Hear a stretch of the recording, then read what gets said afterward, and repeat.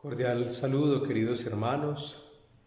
Hoy martes 22 de diciembre, séptimo día de la novena de Aguinaldos. El Evangelio nos presenta el Magnificat, ese bellísimo canto que San Lucas recoge de la Virgen Santísima. Proclama mi alma la grandeza del Señor, y es un texto que hace un énfasis profundo en el sentido de la misericordia y presenta unos contrastes muy grandes: los ricos y los potentados que caen y los pobres y humildes que son exaltados. Recordemos que San Lucas es el Evangelio de la misericordia, y por eso desde el principio va a mostrar cómo Dios se manifiesta con predilección a los más pobres.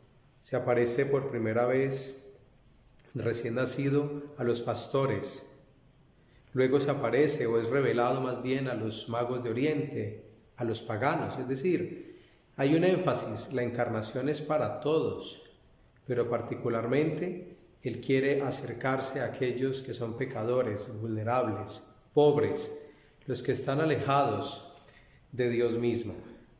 Y la Virgen es modelo de ello, porque ella supo servir a Isabel, supo hacerse la última, y por eso es exaltada por encima de los ángeles y de los santos. Que seamos misericordiosos como Dios es misericordioso. En el nombre del Padre, y del Hijo, y del Espíritu Santo. Amén.